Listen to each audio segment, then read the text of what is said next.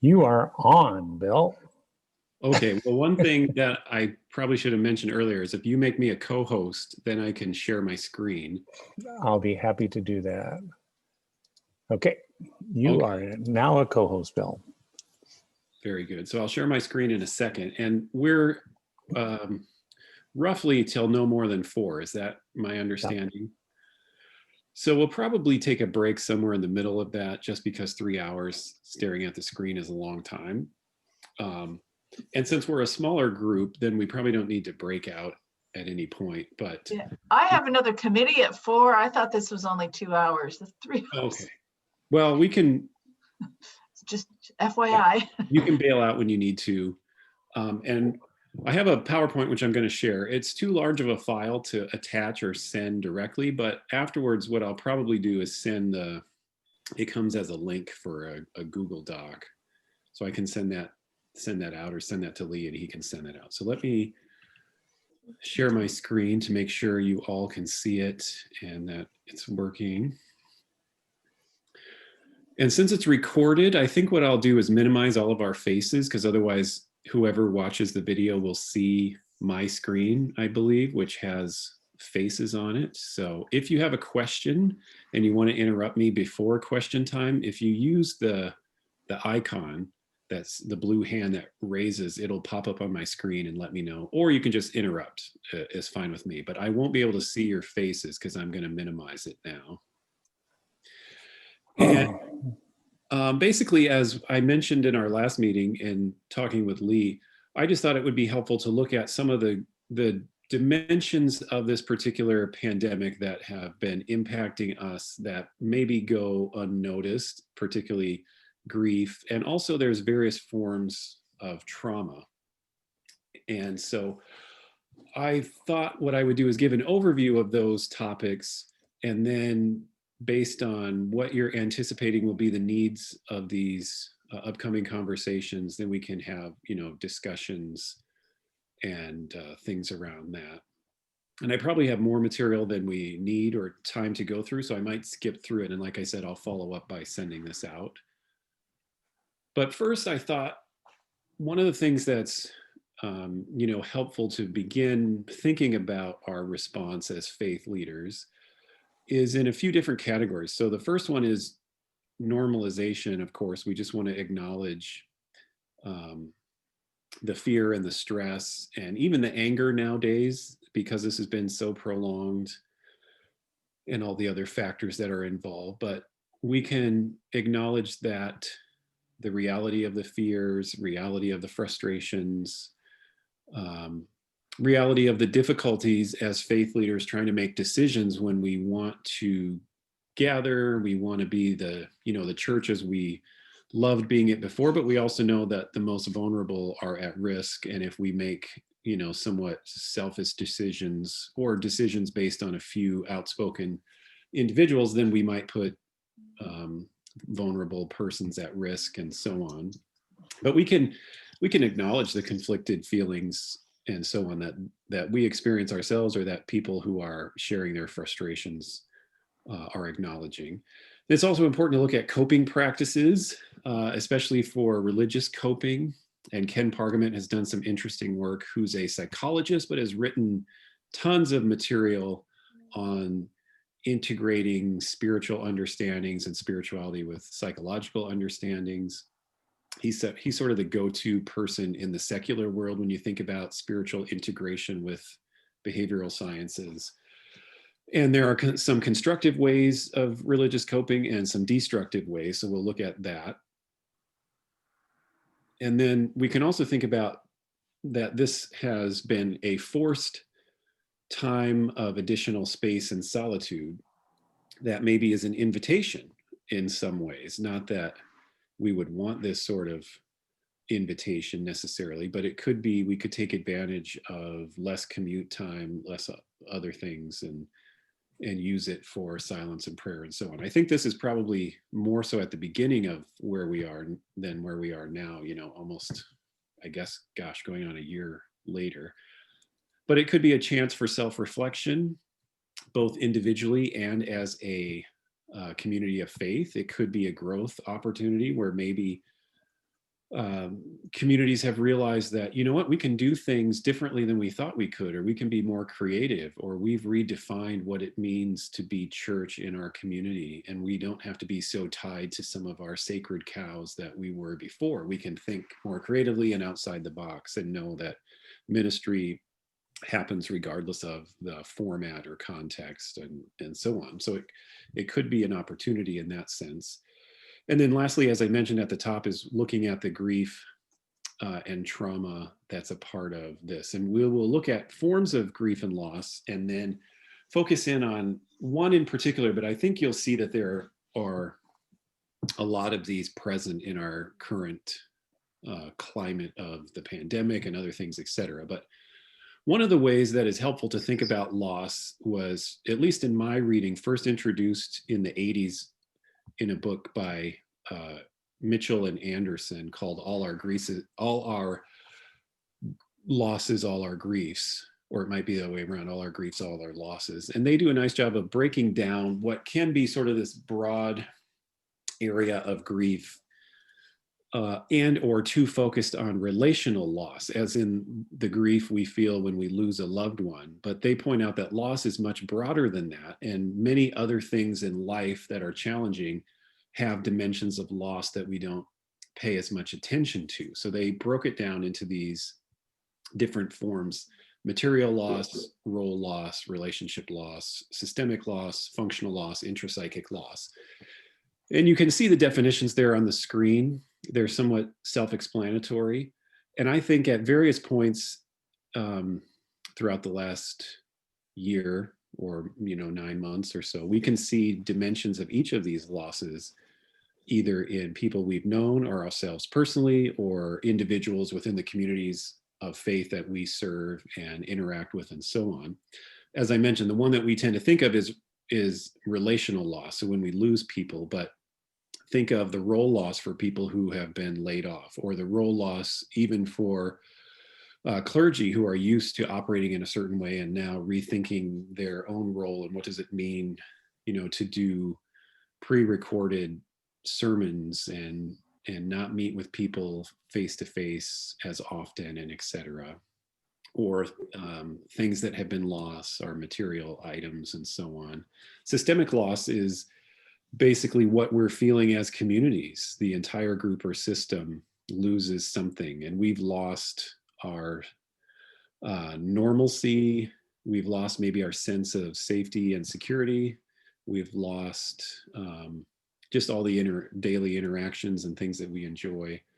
And then the one that I wanted to focus on, there's functional loss, but the one I wanted to focus on the most is probably intrapsychic loss, which is a way of describing a hoped for future, or sometimes a dream that isn't going to come to fruition.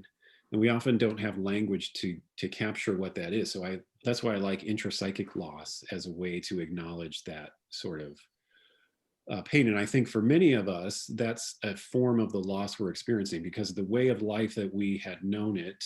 And I'm thinking about especially the people in the communities that you're going to talk to that are really frustrated or hurting or missing their form of church, and they want to be together and etc. Part of it is that intrapsychic piece. They're missing the familiar, their own mindset or definition of what the church means or should look like, and so on.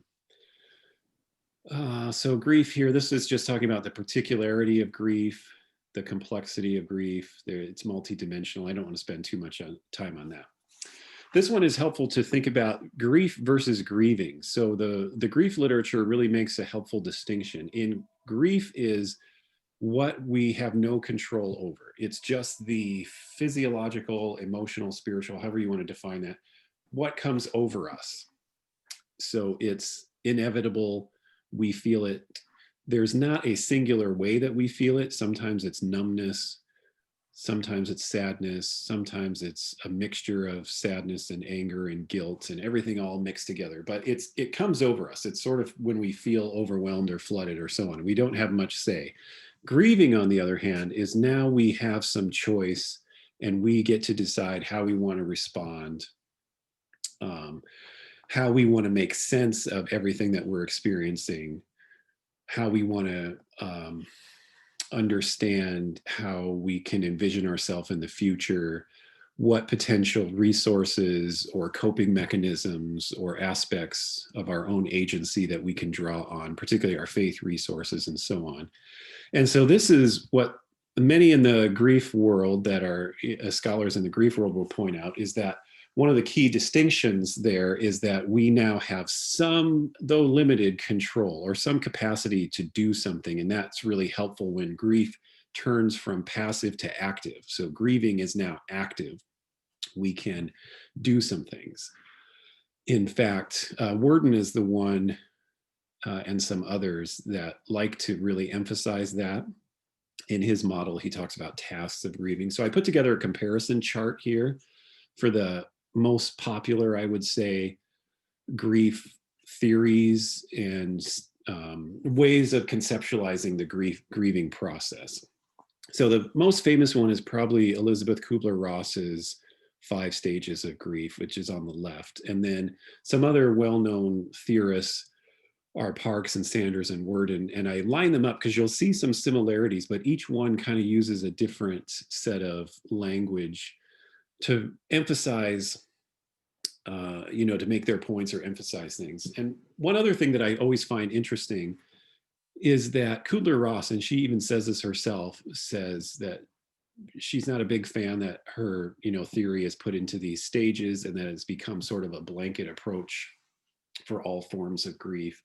And what's most interesting to me is that when she developed this theory, she was working in a hospital setting with terminally ill patients, and she was working with the grief that the person themselves was processing as they were coming to grips with their own mortality and their upcoming death eventually, sooner rather than later, because they had terminal illnesses and so on. So to me, that's very different than using that approach and then saying that all the people around them are grieving in the same way, because that's a different dynamic. And often people don't make that acknowledgement that Kubler-Ross is really the person themselves grieving their own life and mortality and loss, and not necessarily the family and the community around them and so on.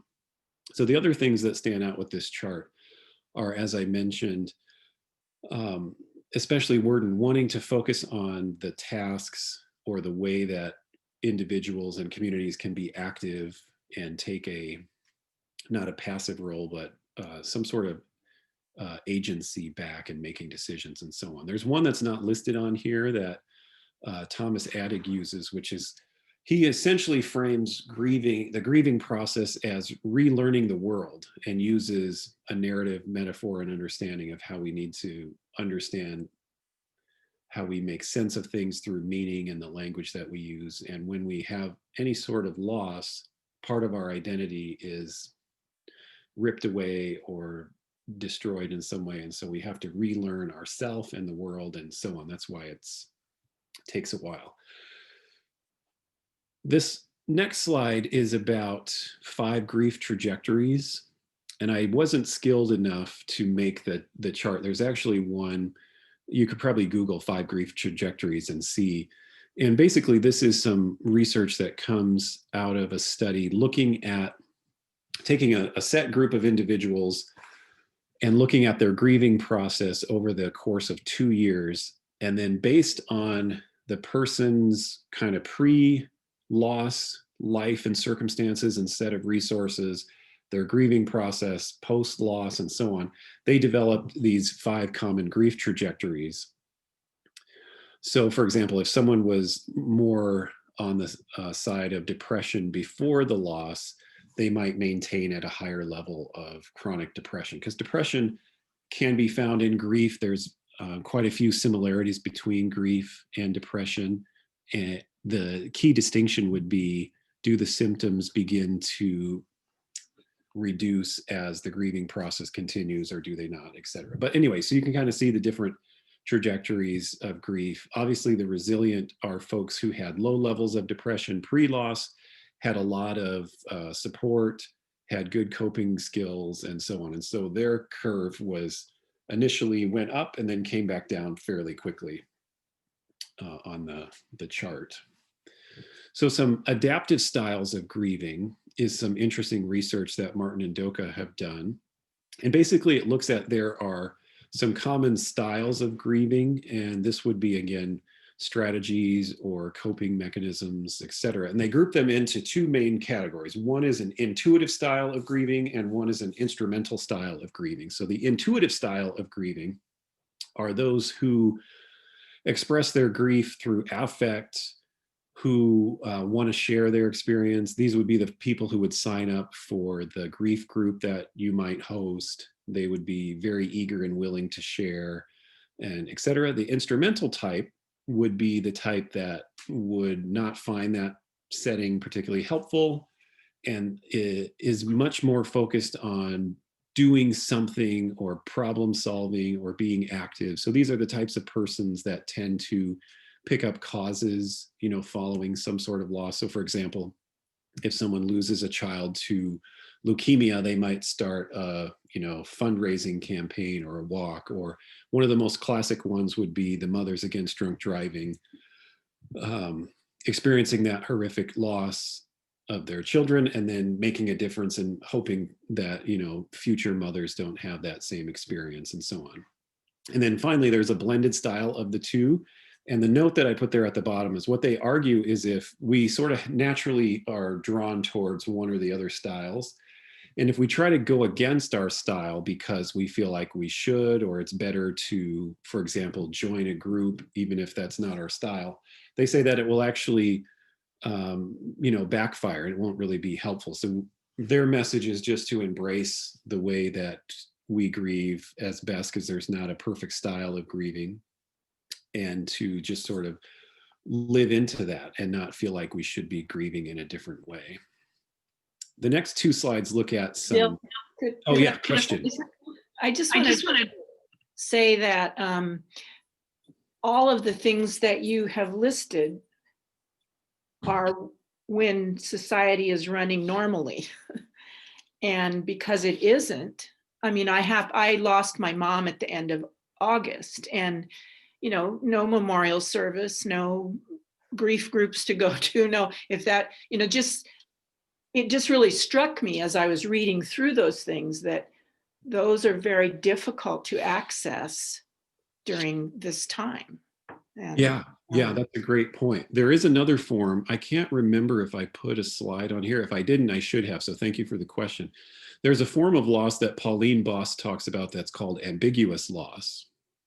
And ambiguous loss is the form of loss where there's not closure, or there's not the same rituals that we're used to. And so I would say many of us are living through that. And she would say that it's sort of you're kind of stuck in this liminal space because there's not the familiar methods and practices that help us grieve. And she originally started doing her work in the 70s, and then after she became a little more well-known, she started to do a lot of work with either war situations or civil unrest situations, or when there's maybe a plane goes down and there's, we're not certain, we haven't found the wreckage, so we don't know if people are alive or not alive, or if there's a prisoner of war. Or also in working with family members who are experiencing Alzheimer's or dementia. And so she describes the situation where they're there, but they're not there. And it's excruciating for family members to care for them. In her words, or in her theory, it would be easier if they would die, and then you have closure and you process and grieve through that, than if they're in this sort of space in between of there and not there. So that's the ambiguous loss piece. There's also disenfranchised grief, which may come up later, but these are forms of grieving that we don't acknowledge publicly in the same way. So it could be maybe situations during COVID, or pregnancy loss, or pets, or in the past, it might have been same-sex partners who weren't given the opportunity to be in the hospital, and so on and so forth. So those kinds of things. So I think there's dimensions of all of those areas in what you're describing, which does make it even more difficult. So I think part of it is acknowledging the difficulty in that we don't have our usual structures and supports. Later today, we'll talk about how we can respond pastorally, looking at some issues of theodicy, which is suffering, some issues of lament, and other things. But yeah, thanks for the question. Okay, so on here, I just put some of the things that we need to deconstruct. These are, I would call them myths of grieving, that there's a normal process to grieving or a standard process, which there really isn't, that there's a certain timeline, which of course there's not. There are certain markers. So I would say maybe if it's been certain markers of chronic grief. So if it's been 2 years and someone is really raw and they're having trouble functioning in life as if it happened a week ago, that would be a sign of, maybe there's something more to this, but there's really not a prescribed timeline. I've worked with people who, 20 years later, if they walk down the supermarket aisle and see a particular cereal that reminds them of their child or so-and-so, they just all of a sudden burst into tears. And that can be normal. It's if that's chronic and that inhibits their daily functioning and so on, then we might say that's chronic. And there's some other factors. Maybe they should talk to a counselor or so on. There's really no such thing as returning to normal, because there's pre-grief and loss and there's post-grief and loss. And we really can't go back to what it was. And I would say the same for COVID. There's pre-COVID and there will be eventually post-COVID, but we won't go back to what was. We will have to create a new normal. And that's the difficult part. That's the relearning the world and recreating the world. And we have this nostalgia that we want to go back to, but it's impossible. We just can't do that. And I think a lot of us get caught up on wanting to go back to something rather than envisioning what is maybe God calling us forth to. And we, rather than go back to where we were, we need to chart a new course and have the, I guess, wherewithal and courage to be able to do that. That's similar to moving on.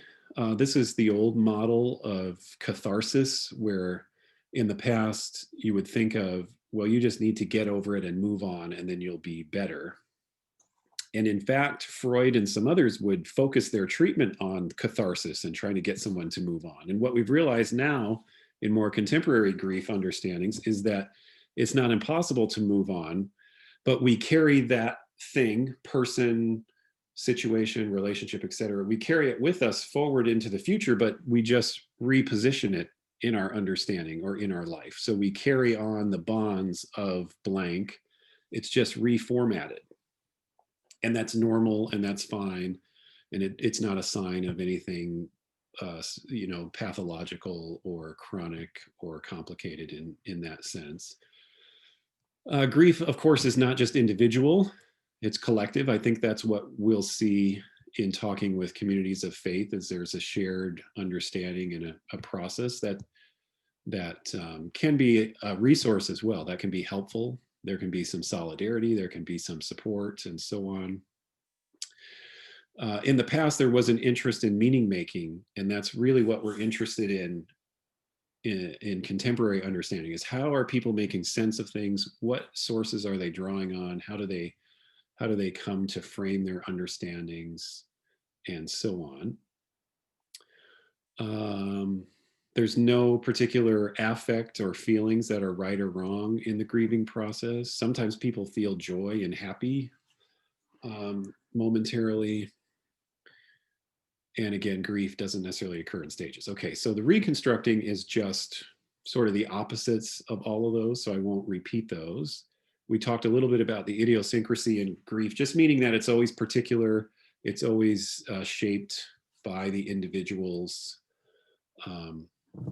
and often people just need permission to grieve in their way, so long as it's not self-destructive or harming others. Just given permission to grieve rather than assuming they have to fit some mold or framework that they have in their mind. Especially people of faith. I can't tell you how many people of faith that I've talked to that feel like if they are a good, strong person of faith, they won't feel X, Y, or Z, or they won't respond in this particular way, which I think is baloney. But that's so deeply ingrained. We'll talk a little bit about that ingrained theology and how we move beyond that in a few minutes, but yeah, it's really powerful.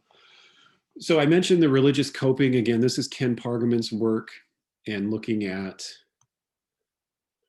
he identified a collaborative style of religious coping that involves more of this us with God interacting. We're more, in a partnership.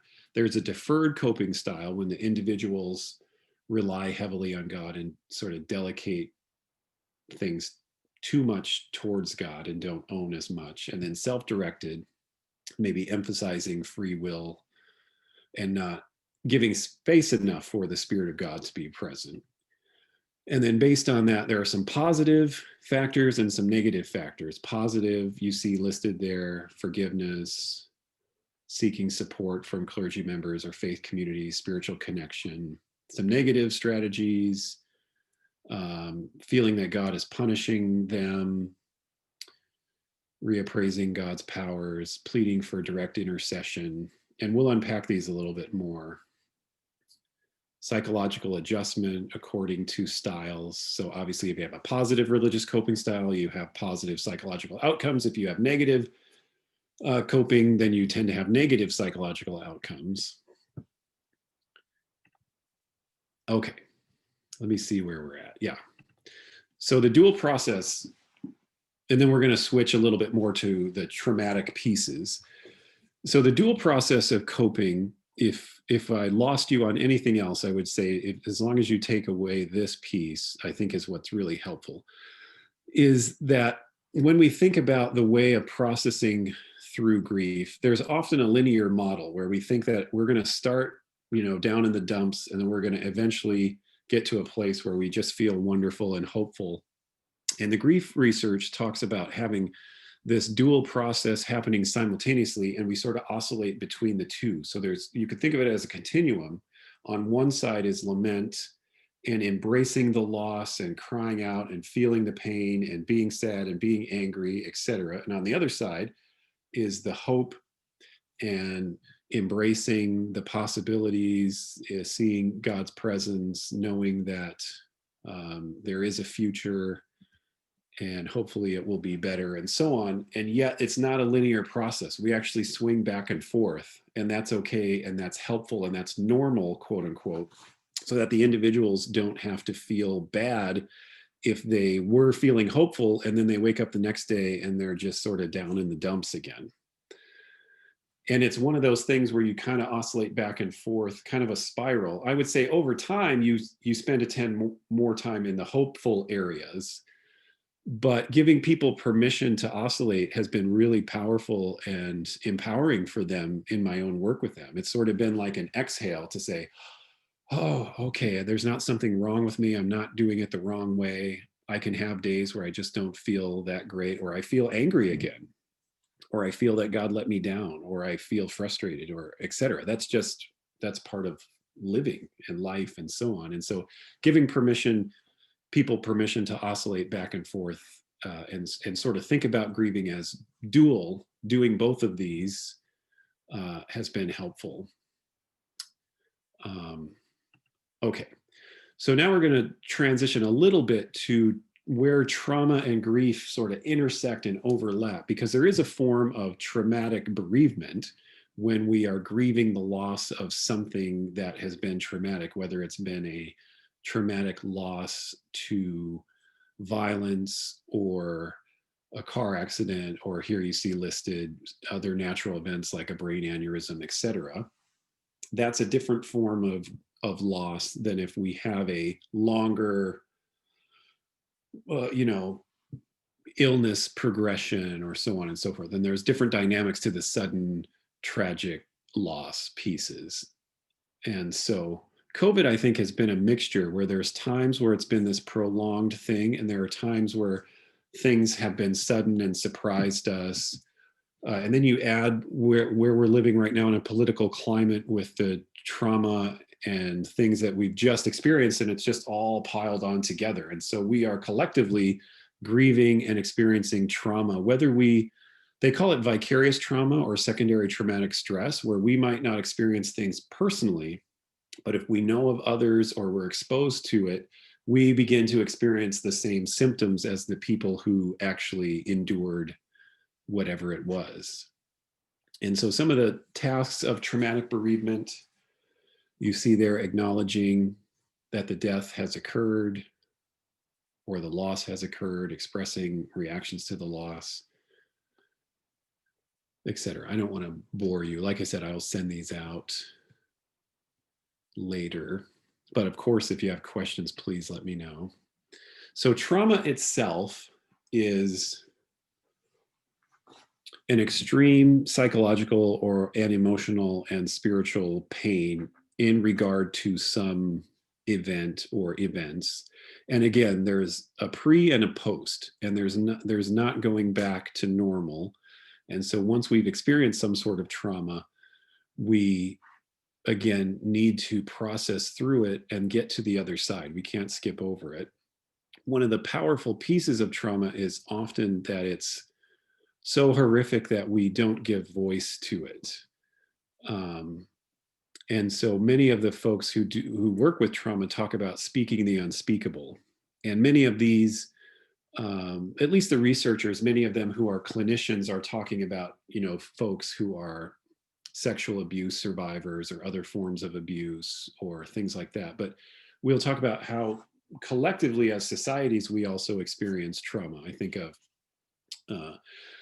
violence throughout the world and other places. And as I mentioned, what we're experiencing and what we've seen in the last years and months, and especially last week, as our own nation is processing collectively the trauma that we've experienced, that there's a tendency to maintain silence just because that's easier. In a way, it sort of pushes the pain away, but it creates an alienation from part of ourself. In fact, in extreme cases, those who've experienced trauma often dissociate. And what they describe is out-of-body experiences where they are almost hovering over the events and they're watching what's happening, and they aren't in their own bodies experiencing it because they've dissociated so much as a self-protective measure to survive assault or other sorts of things. And so having the courage and being able to give voice to that and speak that is one of the difficult things.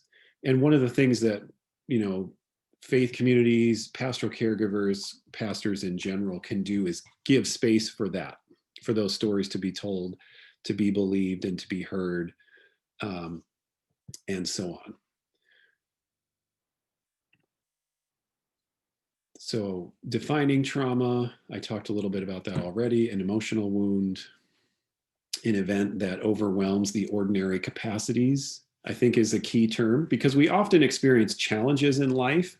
And hopefully, if we have good resources or capacity within ourselves, we can respond to something and it doesn't become a chronic or a crisis situation, because our capacities to respond can meet the challenge. When we exceed the capacities to respond, that's when we experience trauma more acutely. Okay, so we see that the terror of trauma, part of the terror is that we feel overwhelmed and our usual capacities don't hold up. Or somehow we are overwhelmed because we're physically restrained or we're stuck physically. So for example, reading the accounts of people in the Capitol building, part of the terror is they're trapped in these offices and have no control. They're just kind of waiting and wondering and aren't running. So if you're kind of fleeing for your life, you're sort of active and you're doing something. But if you're sort of stuck there, or if someone is victim to some other crime and you freeze and don't respond, it's part of the terrorizing piece. And then the memories of that continue to terrorize. And again, it's because our system is overwhelmed, it becomes disorganized, we become stuck. And what happens is we begin to have hyperarousal, intrusion, and constriction. Hyperarousal is sort of being hypervigilant, always aware. Intrusion is when the classic would be flashback or triggers, where all of a sudden our life is intruded upon by memories or visions, or we have a strong reaction based on a noise we hear or something. And constriction describes how we then begin to limit our life because of the trauma. So maybe we don't go in a particular area, or we don't drive on the freeways anymore, or other sorts of things like that. Okay, so I already described those. Hyperarousal, you see there. Intrusion, thoughts, emotions, constriction. Okay, so now we get to, all of that is more of the theoretical backdrop. So if it was boring, hopefully now you say, okay, this is more the language that I understand, because this is where we get more to the theology and how we can think as faith leaders, and then how we can hopefully respond. So one of the ways of framing our tasks that I find helpful is from Kathleen O'Connor, writing about trauma theory and biblical interpretation, looks at, obviously some of what the people of God have experienced in the past. So she writes, in Judah's, in relation to Babylonian captivity case, if the people are to regain their identity, they must learn to speak of God in new ways. So they can't simply return to former traditions, for these have failed to protect them. Neither can they accept Babylonian and Persian deities without disappearing among the nations, blah, blah, blah, blah. So to stay alive, to come back to life as a people, they must recreate, not repeat their traditions. I think that's one of the most significant challenges that the church and faith leaders are facing, is when we experience collective, suffering or trauma or so on. How do we process through that? How do we make sense of that? And often the frameworks that we have been using break down, or maybe not always, but can break down if we don't have a robust theological understanding of suffering and so on. So you see O'Connor continues that she's, in her opinion, biblical theology doesn't work anymore. A theology can't embrace the wondrous profusion of theological claims, perceptions, images, themes, etc., because theology has to systematize, make order, abstract, and organize. And the Bible refuses to do that. She says what we need is an oral tradition, or making sense of how the community and how people of faith make meaning and understand their ways of connecting with God and what God has called them to, and so on. One of the ways that I think we can embrace that thinking is to move from embedded theologies to deliberative theologies. And I'm thinking not so much us as the faith leaders, but particularly when we're listening to the stories of parishioners and members who are frustrated, et cetera. Often they're operating out of embedded theologies. And embedded theologies are our implicit beliefs that we sort of grow up with. We live them out. They're kind of our Sunday school theologies that we were told this, et cetera.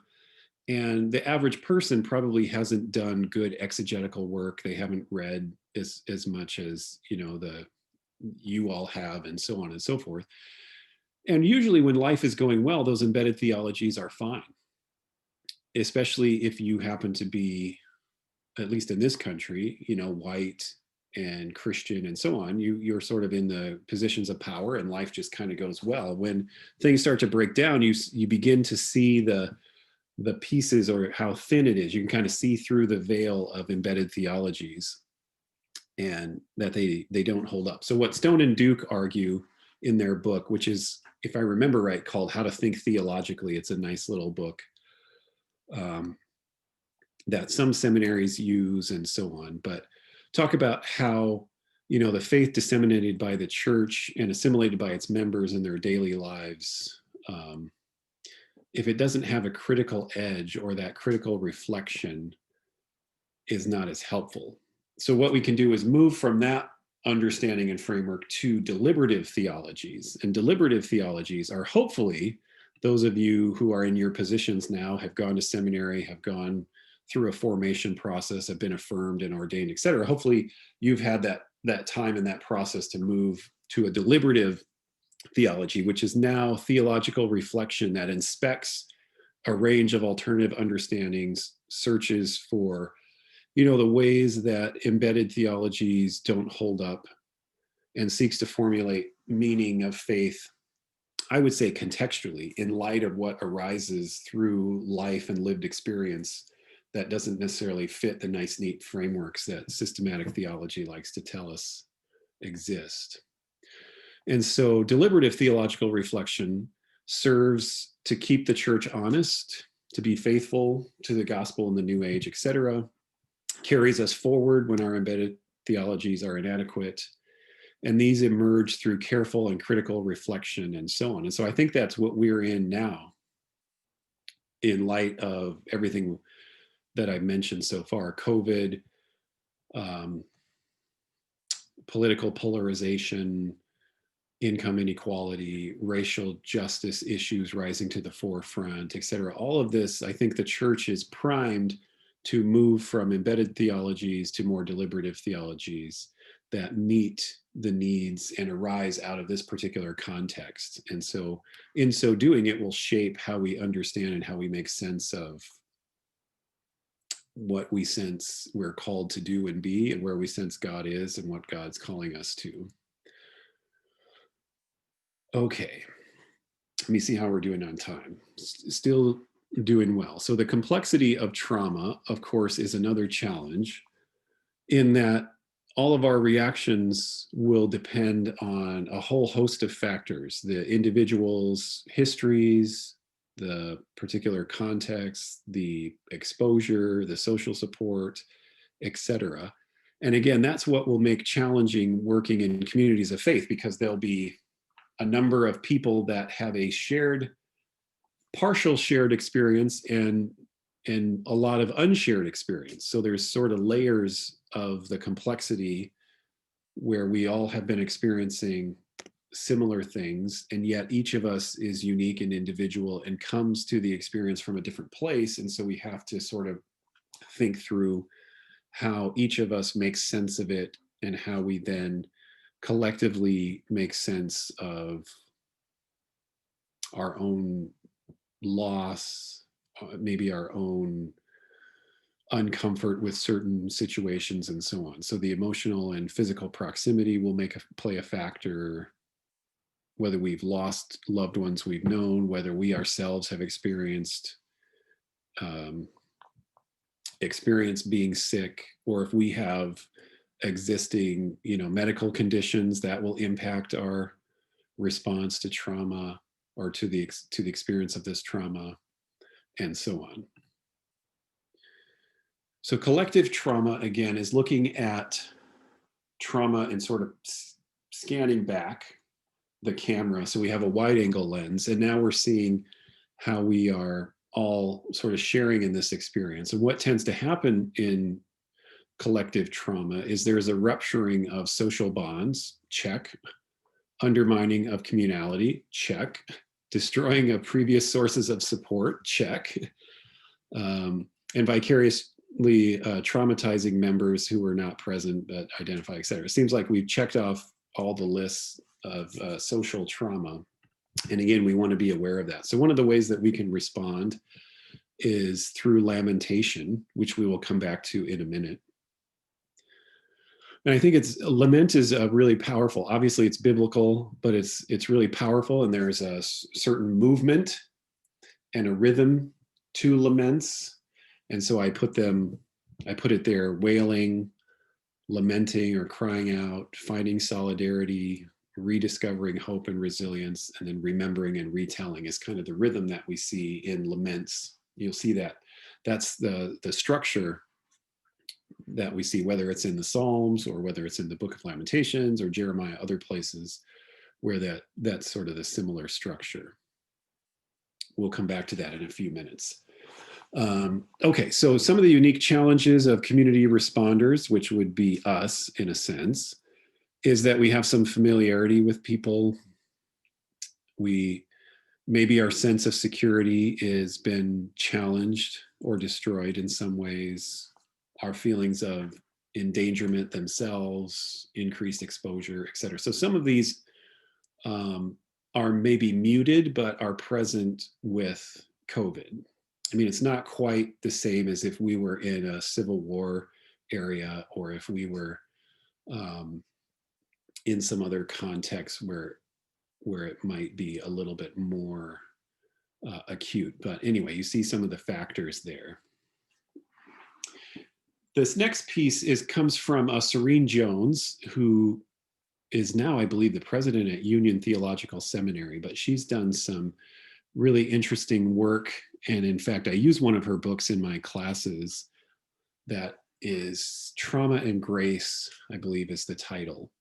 And what she's done is she's used Judith Herman. So this is the left side on my screen anyway, is Herman's model of 3 stages of trauma. Judy Herman is sort of the classic go-to person for trauma literature. And then she's used Calvin's kind of approach of the Psalms and developed this really interesting parallel. And you see how they mirror one another in a sense. So on the left side, the stages of trauma, as we're kind of helping with someone, if we're processing with someone through their trauma, first we want to establish safety so that they know that they're safe now. Whatever they've experienced is in the past. And as they process through what they've experienced, again, speaking the unspeakable is the initial step, is sort of getting in touch with that story and that narrative. And part of that is remembering and mourning and telling the story, retelling the story, reliving in much detail as they can muster. And as we're doing that, again, we've established safety. So we're now retelling the traumatic story, but in a safe place. So it's kind of reframing it in their brain and in their hippocampus, how they're making sense of things in memory, that this memory doesn't have to have the same traumatic experience and effect as it did before, because I'm reliving and retelling it in a safe space now. And as I'm doing that, I'm mourning and processing through and eventually reconnecting with ordinary life, where I can envision myself moving forward. I realize I'm not a victim. I realize that whatever this horrific event or events was or were don't get to define who I am. It doesn't become my destiny. You know, I am resilient and I can make change and so on, or I can survive, that kind of thing. So that's what's happening in the processing of trauma, all within this dynamic of testimony and witness between a caregiver and care seeker. On the other side, you have similar things. So Psalms of deliverance, so requesting, relying on God's presence and power and so on, crying out for liberation and deliverance and so on. Remembrance and mourning, again, is Psalms of lament, Psalms of mourning, where we can cry out to God, we can tell the stories, we can be angry, we can shake our fist at God, etc. And as we're doing that, we're mourning, but we're also kind of processing through some of the pain. And in a sense, we're reestablishing the covenant trust with God, even while we're angry and processing through that. And as we do that, we come to a place of hopefulness. And in the Book of Lamentations, one of the places that I love is sort of how the whole book transitions in chapter 3, verse 21, where we spent 2.5 chapters of the people crying out at God and yelling, how long, O Lord? You promised this, and you said this, and you said this, and now look at us. And, we've been ransacked, and we've been taken captive, and we've lost our land, et cetera, et cetera, et cetera. And then in verse 21 of chapter 3, the author says, and yet I dare to hope when I think about your covenant faithfulness and et cetera, et cetera, et cetera. So you reach that point where you dare to hope, and now you shift to thanksgiving, reintegration, re-embracing God's presence and power and so on, reclaiming the covenant, if you will. And that's an important part of healing. So it's really fascinating how Serene Jones has laid these side by side and to see the similar processes. And so my hope would be that part of the listening sessions would, not doing all of this in one session, but creating a framework and maybe a process where this type of healing can take place over time, of course, and through good listening. So now we'll shift to, we might get through this quick, or at least my part, quicker than I thought. So that's good. A, we won't be on as long, and B, we can have time for conversation. So we shift to how do we respond pastorally? And Howard Stone has written, I believe, if I remember right, this is out of his book about crisis pastoral care. And he sums it up basically about, when all the walls are falling around us and much of what we have is, held safe and crumbling, et cetera, et cetera. What pastoral care can provide is a steady walk through the valley of the shadow of death. And so we represent that God is present with us. And so that's part of, I think, what is helpful is that as we think about having, and maybe some of these conversations will be easier and maybe some will be more difficult, but particularly in the difficult ones, we can acknowledge that we are, in a sense, representing God's presence.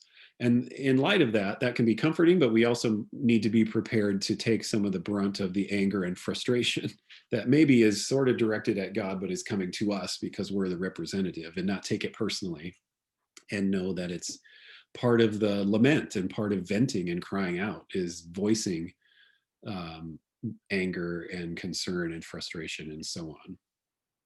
Okay, so what I thought I would do next is looking at theodicy, which is the theological term for suffering, or basically how do we make sense of suffering in light of our theology of God, where we believe God is powerful and good and present, and yet evil and suffering happen in the world. So you see David Hume's central questions there about, if God is God willing to prevent evil but not able, then God, he's using male language here, is impotent.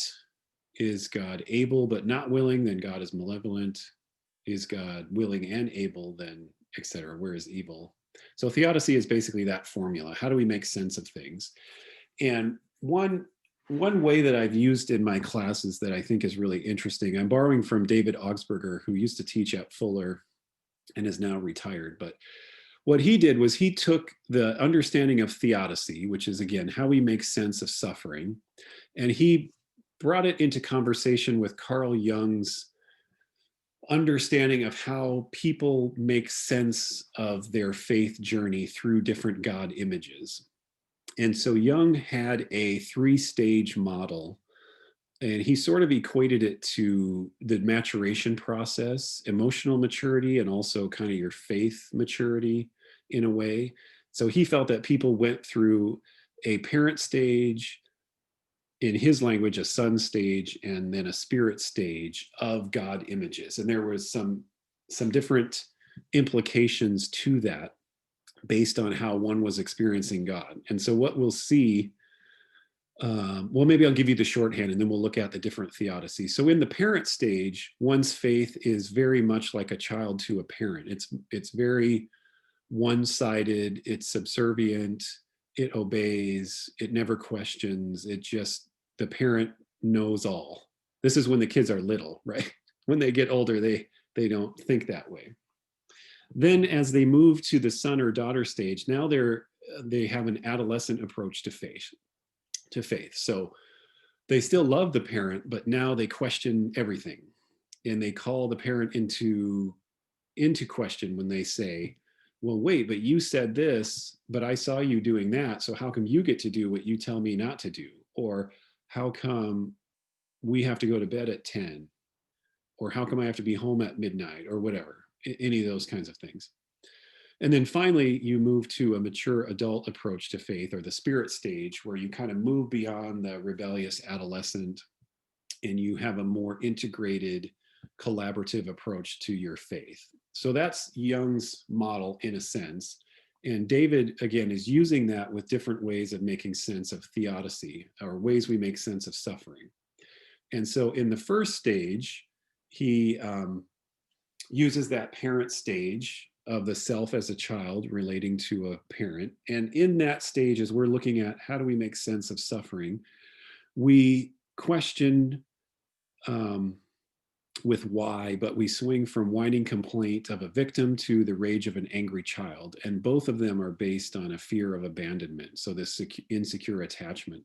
The sufferer feels powerless, and we swing from thinking there must be some plan or purpose for this to occur, or there's absolutely no plan. So we kind of go back and forth. And some examples of this kind of mindset show up when we hear phrases like, it was his time, God knows what he's doing, God is in control, so what can we say? You know, God needed our little flower. God is using this to test me. God is training us. God brought COVID so that we would return to faithfulness, or, you know, something like that, those kinds of statements. And so the care that we can offer, the pastoral care, can be that we can affirm the trust that they have in God at this point, but we can also, you know, offer a safe place to explore thoughts and feelings and invite growth, and maybe help think through how, you know, maybe God isn't actively bringing suffering into our life to train us as if we're Olympic athletes or something, or that, you know, maybe God, this isn't a test kind of thing, etc. So that's the first theodicy, or the first approach is surrender. The next approach is, now we're in the son or daughter stage, where we have an adolescent approach where we protest in theodicy. So as we mature in our faith, we gain a new level of confidence, we embrace our agency, and now we can call God into question. So justice takes on new meaning. And we see examples of this when Abraham questions God's desire to destroy 2 cities. Abraham says, will not the judge of all the earth do what is just? Like, aha, God, I caught you. You said you're just, and now you're going to wipe out these 2 cities. So the language of anger, rage, blame, outrage, etc., that seemed to kind of be what was holding up the faith understanding of the child, now hit a wall, and they cause deep contradiction. So there's a lot of why questions. And so examples of this that you might hear: how could God have done this? Where is God's justice in this? Where is God in the midst of this? This isn't right, etc. And then you see the pastoral care responses: listen to the protests. And I would argue that protest is good, that we, a robust, healthy faith needs some pieces of protest and so on. Yet we can also kind of help construct new meanings in the midst of that. So we get to the third stage that David articulates, which is now the spirit stage. So ourself as an adult, hopefully we've matured, hopefully our faith has matured. And so now we, rather than having surrender or having protest, we now have solidarity in theodicy. And in solidarity, we move beyond the protest and individualistic focus, and we connect to the wider world of suffering, the wider world of those around us, and we have a new interconnected sense of self. So humility, it now becomes possible. Solidarity is experienced as inclusion to a wider community. We join with the suffering, we join in lament, we struggle alongside others and work for change. And we recognize that we partner with God as we work to alleviate pain, abuse, and injustice in the world, etc. And through our collective voice, we strive for transformative justice, structural change, etc. And we ultimately come back to our questions of theodicy, and we still believe that God is all powerful, albeit with a different kind of power than we assumed beforehand. And we still believe that God is good, but we have a different understanding of what goodness means. We still believe that evil exists, but it doesn't discount God's goodness or God's desire for justice. So those are the 3. Then finally, this is a little hard to read, but I added one other dimension that I think is helpful, and I call it solidarity in and through protest, in that there are times where if we just find solidarity and sort of get comfortable in the status quo, we can slide back into systems and structures of injustice. I see that, I shouldn't get too political, but I see all of a sudden now we hear all these voices for unity and unity in the country. And the people that are saying, well, wait a minute, there can't be unity without accountability and reconciliation and et cetera. the solidarity in protest is holding people to that accountability and saying, we can work towards justice, and we can be in solidarity with one another. And we need to continue to struggle. I think of John Lewis's phrase of good trouble, where the church should be in the business of good trouble, and that we should continue to find solidarity in troublemaking, not that we overcome that and we seek unity too quickly, because unity is unity at whose expense? Often what I've seen is that unity is just a call for, let's keep the power structures the way they are. We don't like the hard work of dismantling power structures, maybe doing what Jesus did. Let's calm down, everybody relax, and let's just have unity. And part of this comes from my own experience of going back in 2013. I went with a group of Christian leaders to Birmingham, Alabama to mark the 50th anniversary of the letter from the Birmingham jail that Dr. Martin Luther King Jr. wrote. And what struck me that was so powerful about that experience and that letter was that Martin Luther King Jr. was writing to a group of white clergy from the Birmingham jail who were telling him, all right, Dr. King, we get you have a point, it's not just right now in the South, etc. But can you just tone it down? Can you just be patient? Can you just seek Christian unity? After all, you're a brother in Christ, just like we are, etc. And he basically was saying why we can't wait. That's actually a book he wrote, Why We Can't Wait, and why he wasn't going to, tone down the rhetoric or stop demanding equal rights and so on. I think the same is true for the church, that there's always a subtle cry for Christian unity, and then we have to ask ourselves, at whose expense? So all that to say is, I think having a little tinge of resistance and protest in the midst of solidarity is not necessarily a bad thing.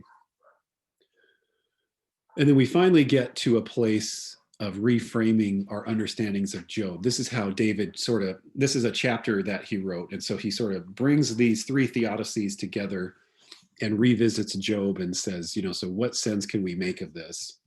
And so in his reframing of Job, he describes how there's a previous, sort of common understanding, and then maybe or an embedded understanding, to use my previous language, and maybe a more deliberative theological understanding. So you see, God ultimately questions Job at the end. Where were you when I laid the foundations of the earth? And the embedded understanding was that Job says something like, I despise myself and repent in dust and ashes. I am nothing. Like, who am I to question God? I'm sorry, God, that I questioned, I'm just a worm, etc.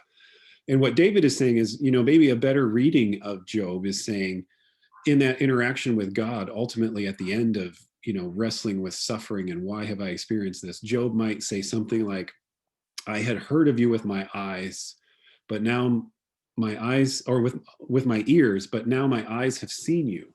Therefore, I will be quieted, comforted that I am dust. I am not human, not God, and that is okay with me. So in a sense, falling back on trust of God, but also not diminishing his own sense of self as a human being and so on. So some of the options then we can ask ourselves are, who are we to question God? Our ways are not God's ways, etc. Perhaps protest is a healthy thing, etc., etc. Let me see where we're at and how. Okay, let me pause there for a second. I will reshare this. Yeah, we're doing okay. So we'll be able to get done and then see what questions or comments or reactions you have. So there's just a few things I want to cover left. So one thing to think about is, when we're asking these questions about suffering and theodicy, are our answers really needed? So I pulled a few quotes from a few different books that I like on this particular topic that sum up, because often many of us, not all of you, probably not any of you, but many many of us want to respond. We feel the need to respond, and we want to make people feel better. And by providing answers, we feel like that will make them feel better, etc. But as I mentioned, comes from Mitchell and Anderson's text again, all our griefs are all our losses. So Daniel Simonson says, one role of helpers with those who grieve, especially in questions of theodicy, I've added, is to protect sufferers from easy answers that come out of narrow understandings of the Bible or Christian faith. So often what I will tell my students in pastoral care classes is what I think really makes us effective in our work is not responding with answers, but being willing to sit with questions and to sit in that uncomfortable space and not feel forced to answer questions. And at times be able to admit, I don't know.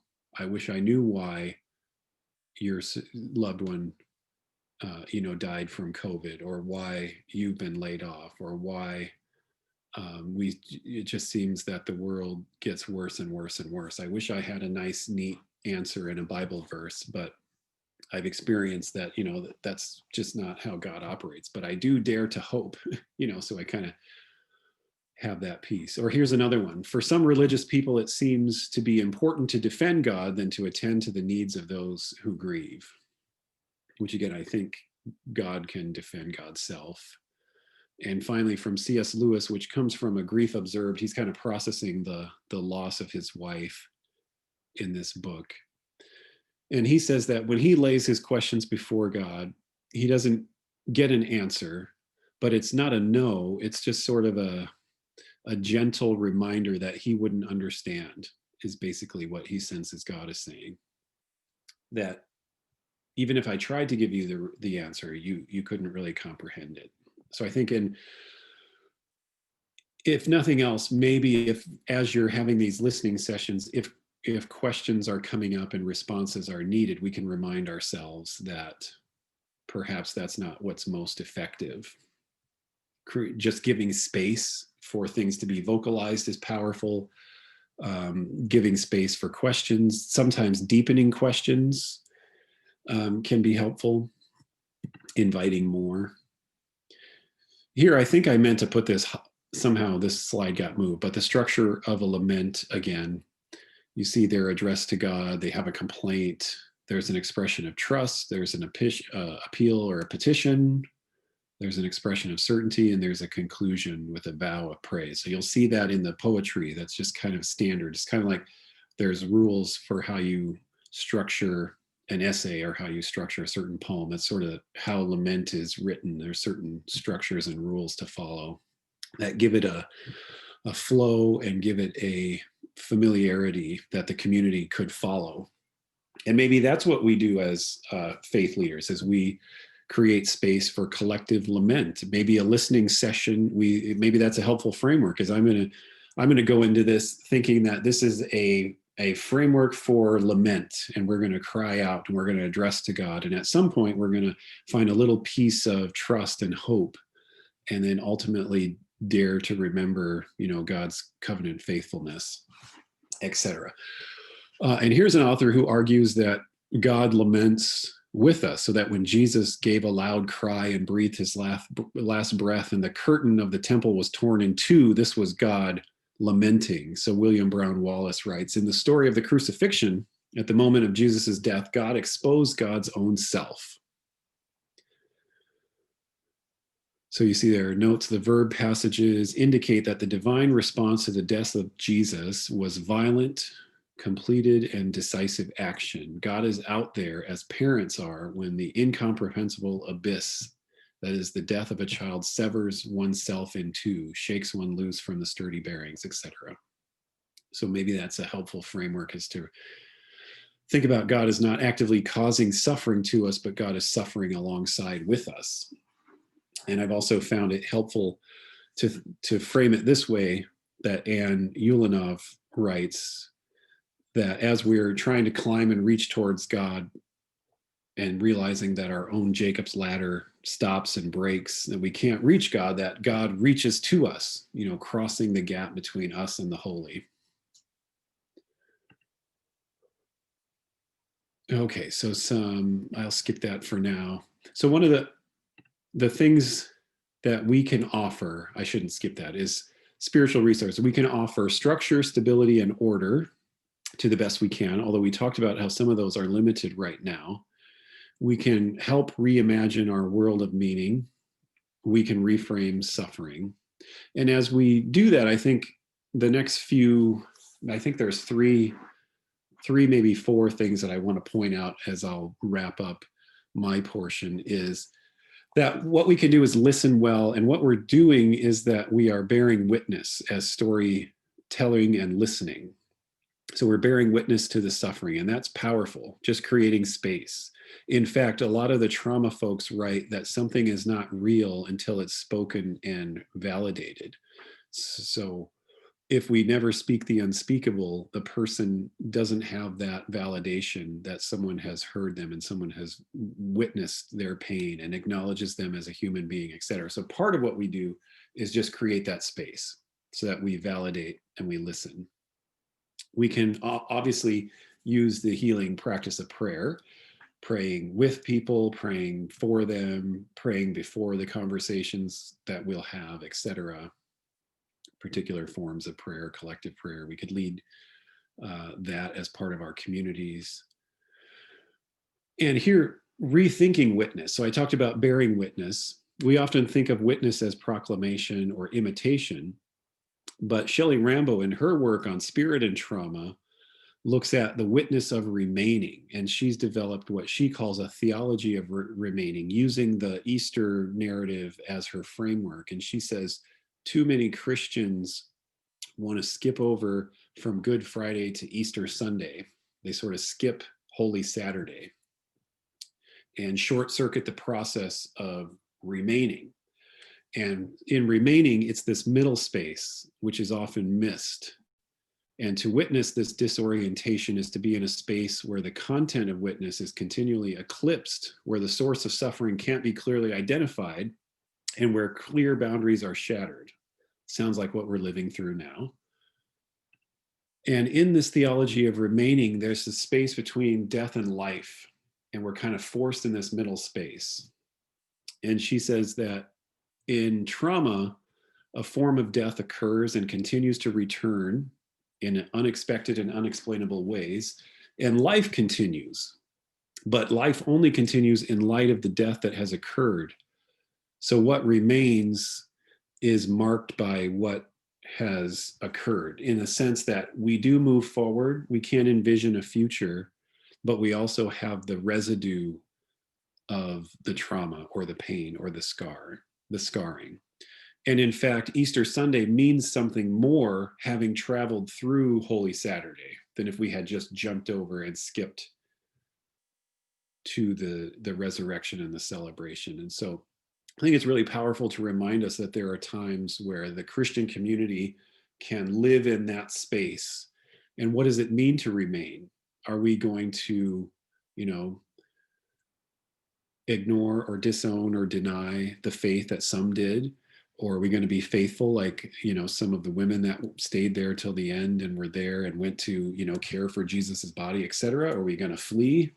And so I think the important thing is to say, what does it mean right now, in the midst of COVID, for the church to have a theology of remaining and bearing witness to that remaining?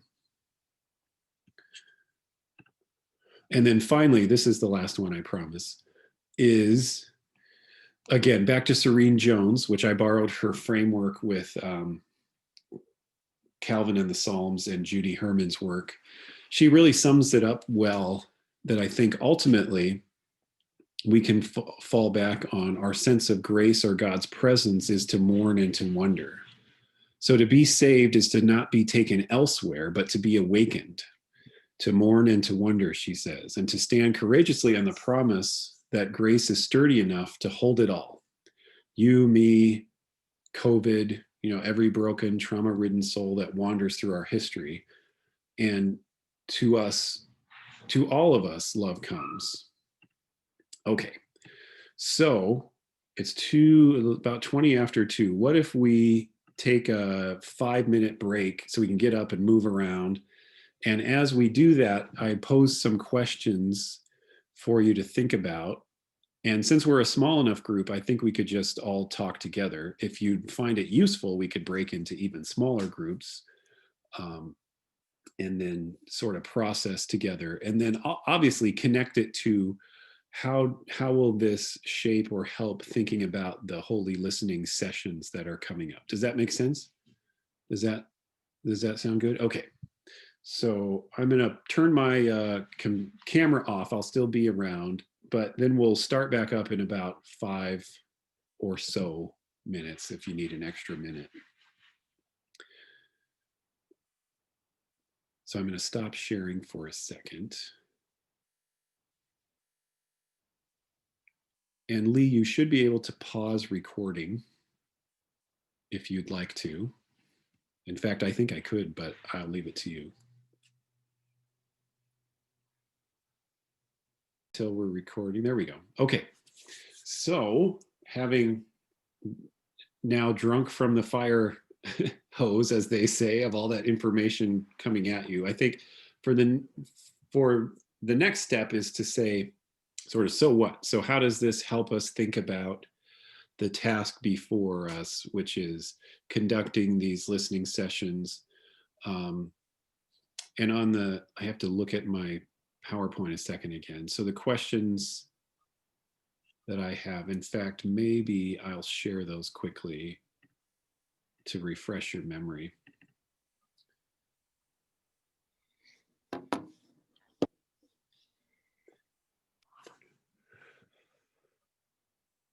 Could you just leave them up? Yeah, I can leave them up.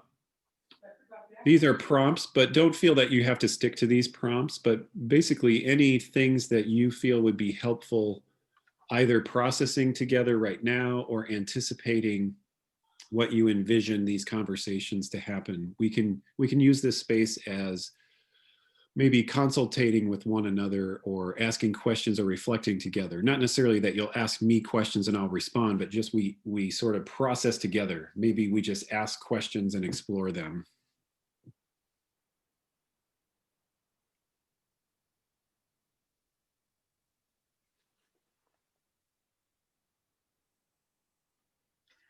All right, well, I'll take question number 1, just to be the guinea pig. Gosh, it's hard to narrow down what's the most challenging aspect for me versus my faith community. You know, there's, you know, probably 5 different things on that. Loss of a dream of what a year could have looked like in a church together, and plans that you know I'd had in my mind where we would be. So I mean, there is that grief and loss, that piece of it. Interaction with other people. I live by myself, so it's, you know, I'm going through it with everybody else. It's awful.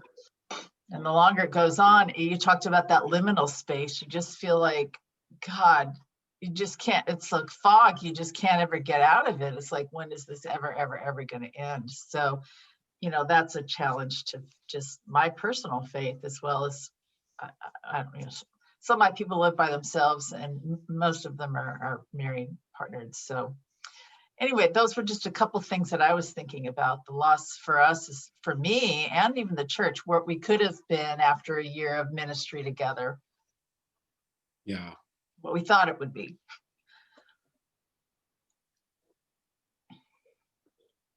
Yeah. Do you anticipate that'll be I don't know, maybe something shared with people that you might be facilitating a session with? You know what I mean? Like that could be a resource to say, hey, you know.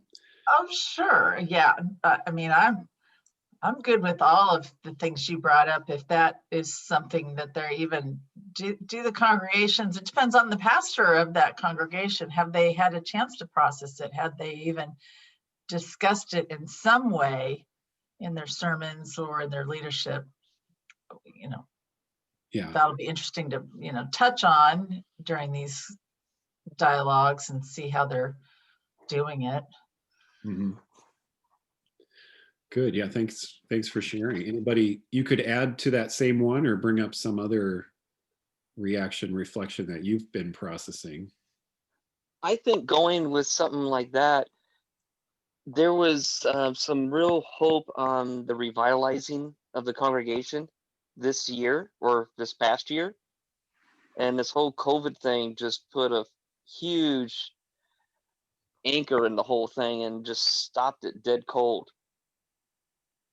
So I think there's that grief of, oh, here we're going to try to revitalize, certain congregations, strengthening the church back, and that's kind of on pause. And you just, yeah. Right. Yeah. So I could envision a lot of energy, excitement, and we're really ramped up. We're ready to go, and then it just the air comes out. Yeah. The air comes out. The anchor came out, and if you weren't holding on, your head was going right through the window. But yeah. Yeah. Also, I think it's kind of interesting because we developed the questions that we were originally going out to ask. Lee, you're very soft. I'm very soft. Is that any better, or am I losing it again? No. I think you're losing it again. Okay. I'll come back. Let me pull in this other one.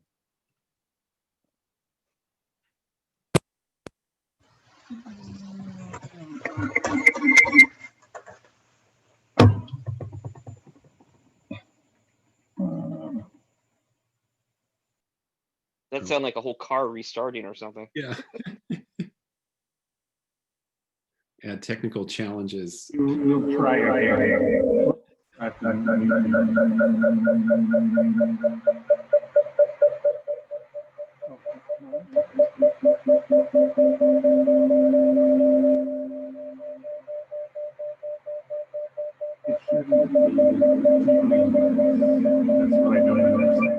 Well, go ahead. Okay. We'll move on to the Lee, mute your other screen. Oh, you got it muted now. Okay. You could if I stop well, maybe you could chat. If I stop sharing, I know you could chat for sure, but you could always type thoughts as well. But anyway, You can chat. If you push the chat button at the bottom, it should come up to the right of the screen. No, since I took off my headphones, I'm okay. Oh. But what I was saying is we came up with these questions ahead of time. And when we came up with the questions that we were thinking we wanted to ask, I think now we're going to have to look at those questions again in light of what you've presented. And also, I think this would be a good thing for us to listen for in the presbytery to see what has been the most challenging aspect. So I think we're going to have to, as the HPCC, we need to look at the questions we were thinking originally of sending out and then revising those in light of all the things that have happened since in this year. Yeah.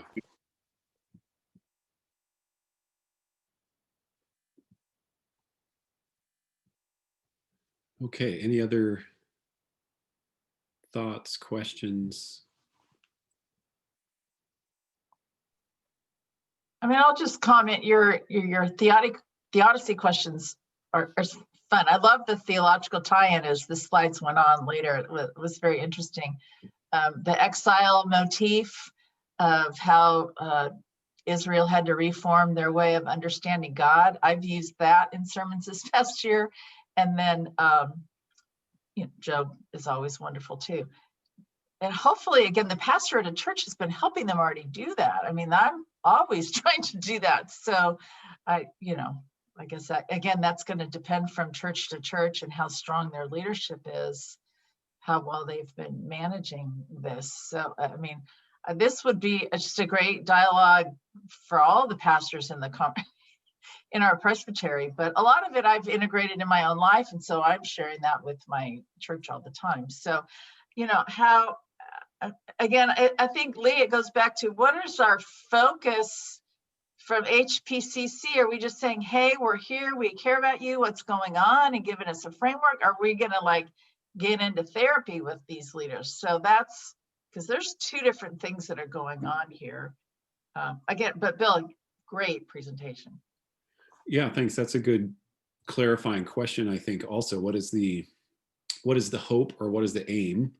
And maybe it's different waves. Maybe there's a first wave and then a follow-up or something like that. But it's great to hear that you've been doing that. Hopefully others have done so as well. If not, I guess this group could offer a template or a framework to say, does your congregation need help in processing collectively or lamenting together or something? And while I was thinking, the other one I didn't mention that I've mentioned in my class before is the metaphor or the framework of repainting our portrait of God, which Lewis Smedes wrote about, oh gosh, it's probably been 20 or 25 years ago, when he and his wife he tells the story in an article he wrote in the Christian Century, I think it was, but at any rate, how they had been infertile. And so they had been hoping and praying and doing all sorts of things to try to conceive for years and years and years. And then they finally had what he described as the miracle baby. They got pregnant, everything was going along. All the people in their small group that had been praying, etc., were so excited. And then, long story short, the baby was stillborn at, not quite 9 months or something. And so their miracle baby died in their hands. And he was talking as a good, staunch theologian, how he was responding. And he said that what was most hurtful were the well-meaning Christian neighbors and friends that gave him all the cliches about how God took this baby home, or God won't give you more than you can bear, or all that other stuff that people say. And he said, at that point, I knew I had to repaint my portrait of God, because what I had wouldn't work anymore. And it wasn't my, strong theological understandings that helped, but it was just kind of the lived experience of going through this and so on. But I think many people in the church don't know how to do that if the leaders don't model being willing to do that, or having frameworks, etc. But anyway, thanks again for sharing. Any other, I guess, things that stand out to you, especially as you think about how this can shape the task ahead, or even your own personal processing? I think one thing that a lot of churches are going to be facing is financial issues, which they may feel like discussing with us, because when we say, what can the presbytery do to help? Well, in some cases, the presbytery has given some money for specific reasons. But I also think that, there's even some really small churches that may not make it through this because of financial issues. So just another thing to be tuned into. Yeah. Yeah, I think that's a great point. And then to have clarity about what is realistic for the presbytery to be able to do and come alongside, and what's not. And then there are times where you might have to grieve the loss, or even a closing of a church, which is, you never want to do that, but it might be like a situation where we have a loved one on life support. At a certain point, maybe it's better to let them die with dignity and then do something beyond that, rather than live in that space of chronic suffering year after year after year kind of thing.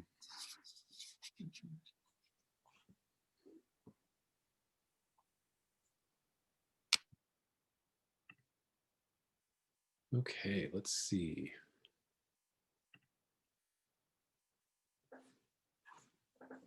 Other than the questions that are listed on the screen, are there any, I guess, additional questions about the process itself that maybe would be beneficial while everybody's here together? Oh, I have about 100 questions. So I don't know if it's up to you, Bill. Yeah, I mean, and maybe I missed the meeting where everything got planned. We have some of the forms. Have we decided who's calling what churches, what our time frame is? I'm just went to sleep when that happened. I've just missed a lot of that. So No, you don't have that. We don't have that part done, Julie. It's Okay. just simply right now we had the forms and the training. I was just sitting there thinking, maybe we need to have like 3 or 4 of the people that are in this session today relook at those questions and rewrite them in light of what's going on or what I went think, on. what do in we want to 2020. get out of it is the question. What's, Right. what, I mean, just to say, hi, we're here, that's one thing. If you're trying to get them to delineate some future goals or say, honestly, you know, we're sinking and we're the listening voice there. What is it that we're trying to elicit out of these conversations? They were That's kind of, originally, I'm still a little bit unclear about that, and I'm a pretty sharp person, so. yeah, no, that was originally done to just to go listen to what they had to say, to be a listening ear. And that's what happened. Right, with whether Marilyn, 4 when years- she went around with the Yeah, whole and listening. yeah. And then, because if you read the responses, they gave her an earful about the presbytery. And then, but it's just, it's the visits that the triennial visits, you went and listened and gathered information to take back to the presbytery. So that's what they're intended to do, to be a listening ear. And right now, you know, I think that's why cohorts are so valuable at this point. People are there listening. So I think it would be valuable for us to go out and listen. But I don't know that the questions that we have right now on that list would be the appropriate questions. Well, one thought I have is if, because we're recording this, Lee, is if we don't have any other, I guess, thoughts about the material itself, we could stop the recording, but then talk about these other issues, or if there are others that are more, you know, so if someone's going to watch this later. Okay. All right, I will stop the recording. Thank you.